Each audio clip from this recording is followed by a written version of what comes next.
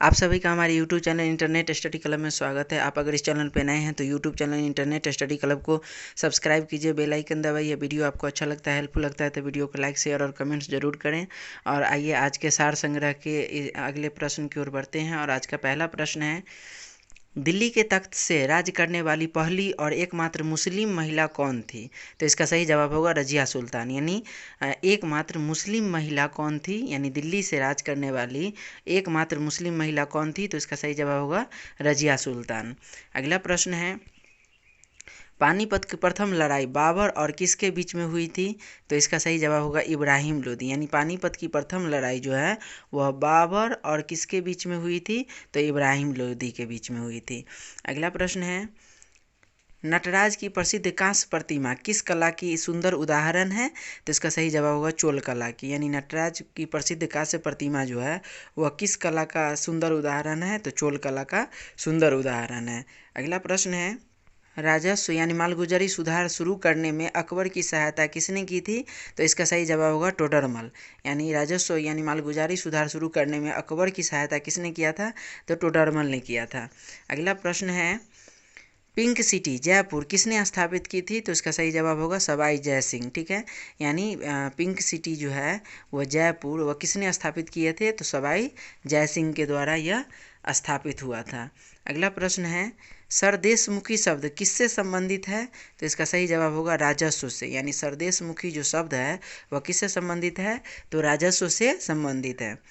अगला प्रश्न है, नालंदा विश्वविद्यालय विशेष रूप से किस विषय के विद्या का महान केंद्र था? तो इसका सही जवाब होगा बौद्ध धर्म।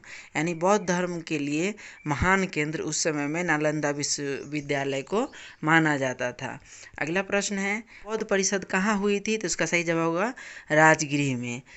अगला प्रश्न है, हर्षचरित के लेखक कौन है? तो इसका सही जवाब होगा बाणभट्ट। यानी हर्षचरित के लेखक कौन है? तो बाणभट्ट है। अगला प्रश्न है, सिंधु घाटी का विशाल स्नानागार किस स्थान से संबंधित था? तो इसका सही जवाब होगा मोहनजोदड़ो से। अगला प्रश्न है, आकृति चित्र वाले सिक्के किन के अंतर्गत लोकप्रिय हुए? तो इसका सही जवाब होगा इंडो बैक्टीरियन। यानी आकृति चित्र वाले सिक्के जो है वह इंडो बैक्टीरियन के अंतर्गत जो है वह सर्वाधिक लोकप्रिय हुए। ठीक है, अगला प्रश्न है, ब्रिटिश ईस्ट इंडिया कंपनी ने भारत में अपना पहला कारखाना कहाँ स्थापित किया था? तो इसका सही जवाब होगा सूरत में। यानी ब्रिटिश ईस्ट इंडिया कंपनी ने भारत में अपना पहला कारखाना सूरत में स्थापित किया था। अगला प्रश्न है, भारत के किस नगर में सबसे बड़ा प्राणी उद्यान है? तो इसका सही जवाब होगा कोलकाता में। यानी भारत के कोलकाता में ही सबसे बड़ा प्राणी उद्यान स्थित है। अगला प्रश्न है, मलयालम किस राज्य की भाषा है? तो इसका सही जवाब होगा केरल। यानी केरल की राज्य भाषा क्या है? तो मलयालम है।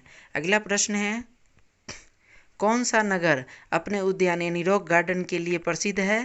तो इसका सही जवाब होगा चंडीगढ़। यानी चंडीगढ़ जो है वह अपने रॉक गार्डन के लिए यानी अपने उद्यान के लिए प्रसिद्ध है। अगला प्रश्न है, महादेव देसाई किसके सचिव थे? तो इसका सही जवाब होगा महात्मा गांधी के। यानी महात्मा गांधी के सचिव कौन थे? तो महादेव देसाई थे।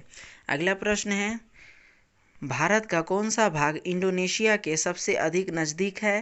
तो इसका सही जवाब होगा अंडमान निकोबार द्वीप समूह। यानी अंडमान निकोबार द्वीप समूह जो है वह इंडोनेशिया के सबसे करीब है।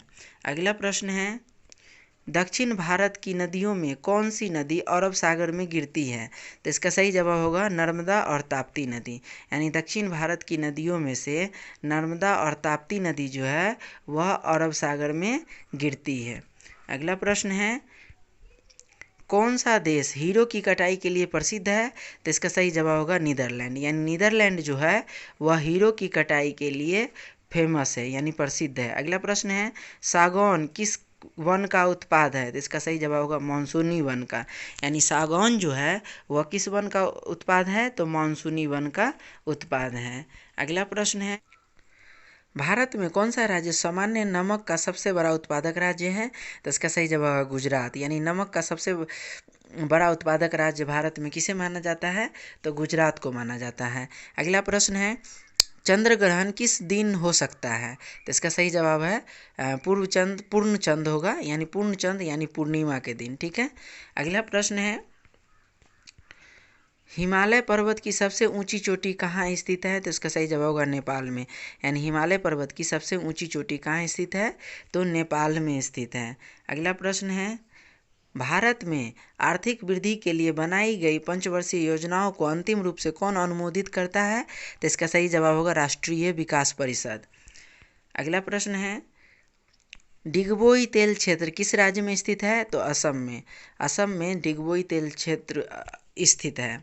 अगला प्रश्न है, भारत में 1 रुपये के करेंसी नोटों पर किसके हस्ताक्षर रहते हैं? तो इसका सही जवाब होगा वित्त सचिव, यानी वित्त मंत्रालय के सचिव का हस्ताक्षर होता है 1 रुपये के नोट पे। अगला प्रश्न है, भारत में सबसे लंबा राष्ट्रीय राजमार्ग संख्या 7 किन 2 स्थानों को जोड़ता है? तो इसका सही जवाब होगा वाराणसी और कन्याकुमारी को। यानी राष्ट्रीय राजमार्ग संख्या 7 जो है वह किस किस को जोड़ता है? तो वाराणसी और कन्याकुमारी को। अगला प्रश्न है, योजना आयोग का पहला अध्यक्ष कौन था? तो इसका सही जवाब है पंडित जवाहरलाल नेहरू, क्योंकि योजना आयोग का अध्यक्ष प्रधानमंत्री होता है, इसलिए प्रथम प्रधानमंत्री पंडित जवाहरलाल नेहरू योजना आयोग के प्रथम अध्यक्ष थे। ठीक है। अगला प्रश्न है, किसी देश की श्रमिक शक्ति क्या होती है? तो सही जवाब होगा रोजगार के लिए उपलब्ध जनसंख्या का भाग ही किसी भी देश की श्रमिक शक्ति का आधार होता है। अगला प्रश्न है, नदी द्वारा सिंचित क्षेत्र क्या कहलाती है? तो बेसिन या द्रोणिका। यानी नदी द्वारा सिंचित क्षेत्र जो है वो द्रोणिका या बेसिन कहलाती है। अगला प्रश्न है, किस देश में औद्योगिक क्रांति सबसे पहले हुई थी? तो इसका सही जवाब इंग्लैंड में। यानी इंग्लैंड में ही औद्योगिक क्रांति सबसे पहले शुरू की गई थी। अगला प्रश्न है, भारत में सबसे बड़ी बचत किस क्षेत्र में होती है? तो इसका सही जवाब घरेलू क्षेत्र में। यानी भारत में सबसे बड़ी बचत जो है वह किस क्षेत्र में होती है? तो घरेलू क्षेत्र में होती है। अगला प्रश्न है, हवाला बाजार किससे संबंधित है? तो इसका सही जवाब होगा गैर कानूनी विदेशी मुद्रा विनिमय से। यानी हवाला बाजार जो है वह गैर कानूनी विदेशी मुद्रा विनिमय से संबंधित है। अगला प्रश्न है, लोकसभा द्वारा पारित धन विधेयक को राज्यसभा को कितने दिन के भीतर लौटाना होता है? तो इसका सही जवाब होगा 14 दिन के भीतर। यानी लोकसभा द्वारा जो पारित धन विधेयक है उसको राज्यसभा द्वारा 14 दिन के भीतर ही लौटाना पड़ता है। अगला प्रश्न है, संसद में बजट कौन प्रस्तुत करता है? तो इसका सही जवाब होगा वित्त मंत्री। यानी संसद में बजट जो है वो कौन प्रस्तुत करेगा? तो वित्त मंत्री प्रस्तुत करेगा।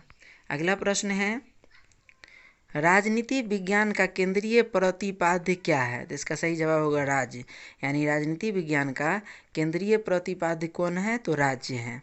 अगला प्रश्न है, अर्थशास्त्र का पिता किसे कहा जाता है? तो इसका सही जवाब होगा एडम स्मिथ को। यानी अर्थशास्त्र का पिता किसे कहा जाता है? तो एडम स्मिथ को कहा जाता है। अगला प्रश्न है, भारत में क्षेत्रीय ग्रामीण बैंकों ने किस वर्ष काम करना शुरू किया था? तो इसका सही जवाब 1975 ईस्वी में। यानी क्षेत्रीय ग्रामीण बैंक जो है वो 2 अक्टूबर 1975 ईस्वी को शुरू किया था अपना कार्य करना। अगला प्रश्न है, संविधान सभा ने अपना अस्थायी अध्यक्ष किसे चुना था? तो इसका सही जवाब होगा डॉक्टर राजेंद्र प्रसाद को। यानी संविधान सभा ने अपना अस्थायी अध्यक्ष किसे चुना था? तो डॉक्टर राजेंद्र प्रसाद को। अगला प्रश्न है, राष्ट्रीय एकता परिषद की अध्यक्षता कौन करता है? तो इसका सही जवाब होगा प्रधानमंत्री। यानी राष्ट्रीय एकता परिषद की अध्यक्षता जो है वह कौन करेगा? तो प्रधानमंत्री करेगा। अगला प्रश्न है, भारत के प्रधानमंत्री को कौन नियुक्त करता है? तो इसका सही जवाब भारत का राष्ट्रपति। यानी प्रधानमंत्री को नियुक्त कौन करेगा? तो भारत का राष्ट्रपति करेगा। अगला प्रश्न है, यूनाइटेड किंगडम ग्रेट ब्रिटेन में कैसा शासन है? तो इसका सही जवाब होगा एकात्मक शासन। अगला प्रश्न है, राष्ट्रीय आपात स्थिति में भारतीय नागरिकों के मूल अधिकारों को निलंबित करने का अधिकार किसे है? तो इसका सही जवाब भारत के राष्ट्रपति को। यानी राष्ट्रीय आपात स्थिति में भारतीय नागरिकों के मूल अधिकारों को निलंबित करने का जो अधिकार है वह किसके पास में है? तो भारत के राष्ट्रपति के पास में है। अगला प्रश्न है, कौन सा स्वतंत्रता सेनानी भूख हड़ताल के दौरान जेल में मरा था? तो इसका सही जवाब होगा जतीन दास। यानी अपने 64वें दिन के उपवास में इनकी मृत्यु हो गई थी, जो भारतीय स्वतंत्रता सेनानियों में से एक थे। अगला प्रश्न है, गांधी जी ने भारतीयों के साथ दुर्व्यवहार के विरुद्ध सत्याग्रह किस देश में शुरू किया था? तो इसका सही जवाब होगा दक्षिण अफ्रीका में। यानी गांधी जी ने भारतीयों के साथ दुर्व्यवहार के विरुद्ध सत्याग्रह की शुरुआत किस देश में किया था? तो दक्षिण अफ्रीका में। अगला प्रश्न है, भारतीय राष्ट्रीय कांग्रेस का पहला अधिवेशन कहाँ हुआ था? इसका सही जवाब मुंबई, जो कि 1885 ईस्वी में मुंबई में हुआ था। अगला प्रश्न है, आज़ाद हिंद फौज किस वर्ष बनाई गई थी? तो इसका सही जवाब 1942 ईस्वी में। यानी आज़ाद हिंद फौज जो है वो 1942 ईस्वी में बनाई गई थी। अगला प्रश्न है, कुछ मूल अधिकार सशस्त्र सेनाओं के सदस्यों को उपलब्ध नहीं होते हैं, इसके निर्णय का अधिकार किसको है? तो इसका सही जवाब होगा संसद को। यानी कुछ मूल अधिकार जो है वो सशस्त्र सेनाओं के सदस्यों को उपलब्ध नहीं होते हैं, इनका निर्णय का अधिकार किसके पास में है? तो संसद के पास में है। अगला प्रश्न है, किसी राज्य की विधानसभा के सदस्यों की अधिकतम संख्या कितनी होती है? तो इसका सही जवाब होगा 500।